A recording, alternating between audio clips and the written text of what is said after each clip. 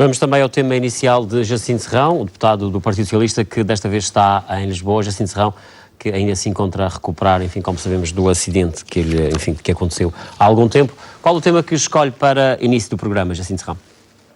Bom, eu falo de um tema que já trouxe algumas vezes para este debate. Trouxe até gráficos para elucidar esta problemática da dívida portuguesa.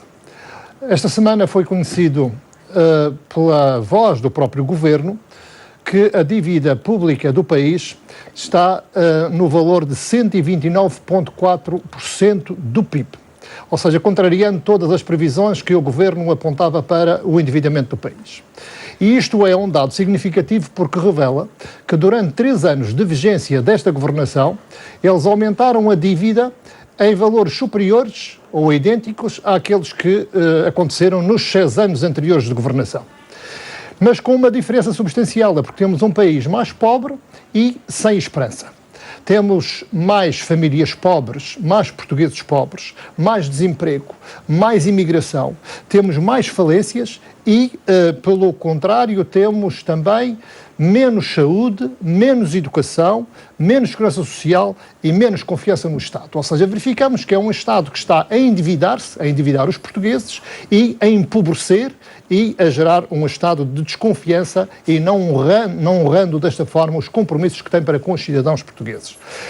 É um facto, e isto é a opinião de muitas pessoas especializadas na matéria, dizem que o endividamento, se for para criar riqueza, até não é um mal para qualquer organização e para o Estado. Mas quando se está a endividar o país, quando se está a endividar os portugueses para gerar pobreza, aí é que estamos no caminho completamente errado e por isso mesmo temos de ter a consciência daquilo que está a acontecer, com esta governação que está a endividar e a empobrecer o país, gerando este binómio que é perverso para o futuro dos portugueses e do nosso país. Jacinto Serrão, que balanço é que faz destes 2 anos? Bom, o balanço é negativo, naturalmente, porque apesar de o governo regional se vangloriar com o cumprimento de alguns objetivos do Programa de Ajustamento Económico e Financeiro, é preciso olharmos à situação da região e dos madeirenses e porto-santenses. É porque de cumprimento em cumprimento, não tarda nada, estamos completamente destruídos. Estamos estrangulados cada vez mais do ponto de vista económico e do ponto de vista social. E isto é uma forma de resolver os problemas. Nós não podemos matar as pessoas, não podemos acabar com um conjunto de obrigações do Estado, da governação, que garantam condições para o desenvolvimento das regiões e dos povos. E por isso é que o Programa de Ajustamento Económico e Financeiro está a ser visto em função do cumprimento, à custa dos sacrifícios a duplicar, como nós sentimos na região autónoma da Madeira, por causa da insularidade, por causa dos aumentos de impostos, o corte do diferencial fiscal para fazer face aos custos da insularidade, e além da carga fiscal que está a ser imposta a todos os portugueses a nível nacional. Esta questão levanta aqui uma série de problemas no futuro, mas do ponto de vista económico e do ponto de vista social que precisam ser atendidas no âmbito destes programas de ajustamentos económicos e financeiros, quer por parte do Governo da República, quer por parte do Governo da Região, repensar tudo isto, porque o caminho que está a seguir é um caminho francamente mau. Mas pior do que isso, é porque devemos também olhar para as questões da dívida da região autónoma da Madeira. Já ouvimos o Governo Regional dizer aqui del Rei, de facto, nós não vamos conseguir cumprir com o pagamento das dívidas. E atendendo aos montantes em causa, que precisam de renegociar, portanto veio no Expresso renegociar para protelar os prazos de pagamento da dívida da região. De facto, a Madeira não tem condições para pagar a dívida que está sujeita neste plano de ajustamento económico e financeiro de 1.500 milhões de euros, mas nós devemos de olhar para este problema como um todo, ou seja, temos aqui um problema de uma dívida acumulada de mais de 6 mil milhões de euros. Temos esta dívida de 1.500 milhões de euros do programa, para pagar a partir de 2016, mas também temos o aval, as dívidas que foram avalizadas pelo Estado de 1.100 milhões de euros, também para pagar a partir de 2016, 2017, a juros de 4,5%, e as outras dívidas que, como disse, no total rondam mais de 6 mil milhões de euros, ou seja, 6,3 mil milhões de euros.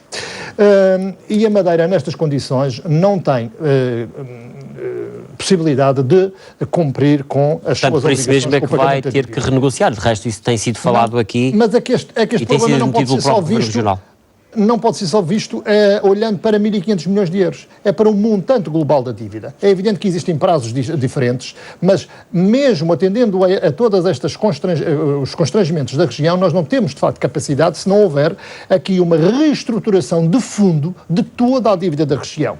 E para isso é necessário haver a solidariedade e a compreensão do Governo da República, porque todos nós sabemos que a região sozinha não conseguirá fazer nada se não houver aqui a complacência e mesmo a solidariedade do Estado, quer nas questões dos juros, porque estão muito elevados e nós precisamos baixar os juros, quer nas questões dos prazos e até mesmo no perdão parcial da dívida para com uma região que não tem, francamente, capacidade de honrar. Mas ouvi também a opinião aqui em estúdio relativamente a esta questão. Falou há pouco, enfim, que é uma dívida de 6,3 mil milhões de euros. Para sairmos disto só pela via do perdão da dívida?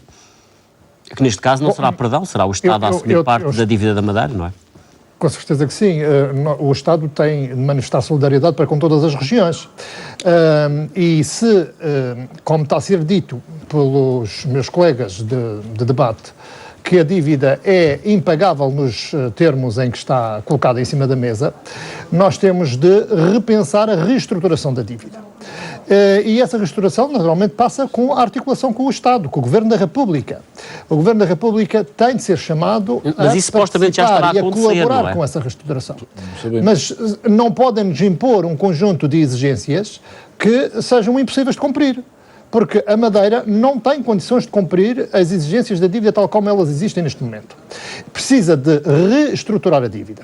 Mas para isso, e certamente que o Estado não vai voltar as costas a uma região e a uma parcela do povo português que vive nas regiões insulares, no caso da Madeira, para isso é necessário gerar confiança na governação, credibilidade na governação. Tem acontecido, felizmente. E, naturalmente, que o atual governo, que é o responsável por todos estes desvarios financeiros que aconteceram na Madeira, por a ocupação de dívida, por muita irresponsabilidade na gestão de dinheiros públicos, e vamos falar até de alguns exemplos, e seria bom aqui abrir um parênteses para falar da grande obra que o Sr. Deputado Guilherme Silva falou. É evidente que existe um conjunto de obras e de investimentos que são inquestionáveis e úteis para o futuro das gerações que vêm e para a nossa região. Mas também existem muitos investimentos inúteis, perfeitamente inúteis. Ainda hoje ouvi a senhora doutora Henriqueta Reinaldes, que aproveito para cumprimentar, fui eleita para a Ordem dos Médicos, dizer que é necessário um novo hospital. Porquê que o Governo não tomou essa opção antes, quando existia abundantes recursos financeiros e optou por julgar valores superiores ao valor de um hospital na Marina do Val de Baixo? Lá está, mais de uma centena de milhões de euros que foi jogado literalmente para o mar sem qualquer utilidade.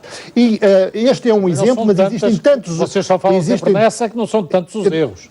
Olha, tem mais um outro exemplo que é dado, por exemplo, existem muitos exemplos, dezenas de exemplos pela região de investimentos que não têm retorno, não foram planeados, não foram pensados e, de facto, que foram maus investimentos e maus opções da governação. Veja, por exemplo, pode-se questionar para que é que servem as mangas que custaram 2,3 milhões de euros no Porto do Funchal se não têm qualquer serventia. Então esse dinheiro não podia ser canalizado para outras finalidades mais úteis. Mas existem muitos, o heliportos que não servem para aterrar nenhum helicóptero, estádios de futebol que foram abandonados e que estão relegados ao pasto, e tantas outras obras, parques industriais que também estão às moscas, tantas outras obras que custaram centenas de milhões de euros. Lá piscinas que não têm também sido utilizadas, como por exemplo a do Corral das Freiras, não sei porque construíram lá uma piscina, se ela não está a ser utilizada, não sei se é para demolhar castanhas. Agora, investir milhões e milhões numa piscina para não ser utilizada no Corral das Freiras, acho que é uma má opção política. E estamos a pagar e a desbaratar o dinheiro que é de todos. Por isso, é preciso que o Governo faça, de facto, a sua meia-culpa, o PSD, nomeadamente, e reconheça que errou grosseiramente. Silva também mas isto vem... Não, mas é que o Sr. Deputado Guilherme Silva, o Sr. Deputado Guilherme Silva está a dizer que valeu a pena tudo aquilo que foi feito e os investimentos. E para isso, para renegociar, vamos voltar à questão inicial, para renegociar a dívida, a reestruturar a dívida de fundo, com o Governo da República é preciso credibilidade na governação a nível regional. É o caso. E o PSD, o PSD Madeira, neste momento não tem, até pelas guerras internas, mas também não tem credibilidade nem em Lisboa, nem na União Europeia, nem junto da sua própria família política a nível nacional. É verdade. Basta ver o que os seus colegas, o deputado Guilherme Silva, a nível nacional, dizem do PSD Madeira. Por isso, a nível nacional, ninguém vai apostar numa lógica de colocar a raposa dentro do galinheiro. Vão naturalmente esperar que as mudanças políticas aconteçam na região, que a governação a mudança de governo aconteça na região, para garantir confiança junto do Estado, do Governo da República, e dessa forma podermos operar as mudanças necessárias. Ou seja, no fundo, Jacinto Serrão está convencido que enquanto Alberto João Jardim estiver no poder, não vamos ter renegociação de dívida? Com a atual governação irresponsável, sem cuidado e sem credibilidade, certamente que o Governo da República, seja ele qual for, não vai dar credibilidade às propostas que o Governo Regional leva. E por isso é necessário que nos próximos tempos que aí vêm, é necessário que os próximos tempos que aí vêm, e são tempos eleitorais, que os madeirenses e os portugueses reflitam na mudança de governação para podermos operar as negociações necessárias com o Governo da República. O problema de fundo, porque a próxima governação vai de 2015 a 2019, ou seja, é um período substancialmente crítico e longo para podermos operar as mudanças de fundo e resolvermos os problemas gritantes que a Madeira, a nossa economia, a sociedade tem na Madeira. Para ouvirmos o Dr. que a Europa vai disponibilizar até 2020. Bom, é importante que a região saiba fazer um uso criterioso destas verbas e, ao contrário daquilo que aconteceu em muitos investimentos no passado com fundos comunitários, nós devemos aprender com muitos erros que aconteceram. Já falamos disso ainda há pouco, de investimentos inúteis, de investimentos desnecessários e que não têm retorno económico nem social. Ora, esse tipo de investimentos não podem acontecer com estas verbas. Nós devemos de utilizar euro a euro, de forma criteriosa, de maneira a podermos apostar nos fatores a que os dinheiros se destinam. E nós estamos a convergir numa ideia comum para toda a União Europeia, que é apostar nos fatores de competitividade. Nós temos de ver quais são, de facto, as valências que têm um grande potencial de competitividade na região autónoma da Madeira e fazer os investimentos necessários nestas áreas. Mas, se me permitem, deixem-me dizer que os Açores, de facto, vão receber 3 vezes mais fundos comunitários, porque têm um PIB abaixo de 75% da média comunitária. A Madeira, como disse o Sr. Deputado Guilherme Silva, vangloriando-se, temos uma riqueza superior à média da União Europeia e que isso deve ser um motivo de grande regozijo. Não há dúvida nenhuma que toda a riqueza que está na região e gerada na região é sempre bem-vinda. Mas é preciso olharmos para o poder de compra dos madeirenses. E o Sr. Deputado sabe muito bem que o poder de compra da Madeira é abaixo da média nacional. Nós, de facto, temos um PIB rico, mas temos um poder de compra pobre. E isto denuncia claramente um erro de gestão, ou seja, uma gestão injusta dos recursos financeiros durante estes anos, em que de facto a riqueza foi injustamente distribuída, mal distribuída, porque senão não estaríamos com estes problemas do poder de compra como nós temos, com indicadores que devem envergonhar a região. Por isso, deveríamos também repensar a forma como estes fundos são atribuídos, não em função do próprio PIB, porque gera aqui um fator de injustiça em relação às regiões ou às populações, mas sim em função do próprio poder de compra. E isso depende naturalmente dos critérios a serem negociados no âmbito europeu. É uma questão muito mais complexa, mas deve ser equacionada porque a Madeira de facto não é uma região, ou melhor, os madeirenses e porto-santenses não estão a transbordar de riqueza como nós podemos constatar. Portanto, acha que não é justificável esta diferença que existe entre a Madeira e os Açores relativamente aos fundos, embora se compreendendo que os Açores têm mais ilhas, mas também têm menos população? Se nós compararmos a riqueza, o PIB, e tirando aqui alguns efeitos impulatórios que todos nós já falamos, mas se nós compararmos a riqueza, ela não se, dos Açores e da Madeira, e compararmos os fatores de sustentabilidade da economia açoriana em diversos domínios, a Madeira está a anos-luz, está muito atrás em fatores de competitividade. A sustentabilidade, não, basta verificar nos setores, há determinados setores em que eles são sustentáveis, são rentáveis, são competitivos, apesar de estarem também em regiões insulares e até mais distantes do que nós dos centros europeus. É evidente que existe uma preocupação maior nos Açores de haver uma melhor distribuição da riqueza, proporcionar melhor qualidade de vida às populações de forma justa e garantir a sustentabilidade dos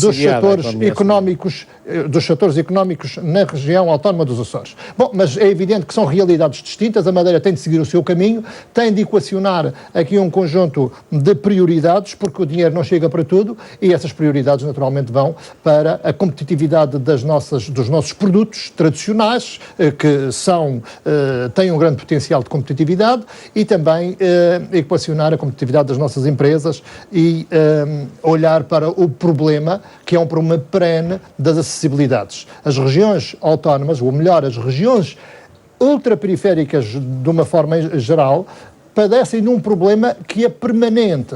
No caso da Madeira e dos Açores, estão afastadas geograficamente, que nenhum índice de desenvolvimento ou nenhum PIB, nenhum valor de PIB vai diminuir ou atenuar estes efeitos ou estes problemas da insularidade. Por isso, também aqui deveria haver uma mudança de paradigma na atribuição de apoios comunitários para estas regiões, independentemente do valor do PIB, mas haver aqui um fator que pudesse majorar essas transferências em função de problemas que são permanentes nas regiões insulares, que é o caso da insularidade, porque as empresas que com o mesmo tipo de produção no continente, naturalmente que estão em mais vantagem para escoar os seus produtos do que uma mesma empresa a produzir o mesmo produto numa região insular. Mas, como disse, é preciso equacionar para aqui algumas valências que têm grande potencial competitivo na região autónoma da Madeira e apostar também num conjunto de investimentos que diminuam os fatores de contexto, de maneira que possamos ser competitivos em alguns setores e superar um conjunto de dificuldades. Não pode acontecer de maneira nenhuma investimentos em obras que já estão completamente perdidas e que devem ser repensadas ou abandonadas e voltar a investir, ou pensar em investir estes novos recursos financeiros que aí vêm em fatores que contribuam efetivamente para o desenvolvimento, para o bem comum e não para interesses que divergem notoriamente daqueles que são o interesse do bem comum, como infelizmente aconteceu no passado.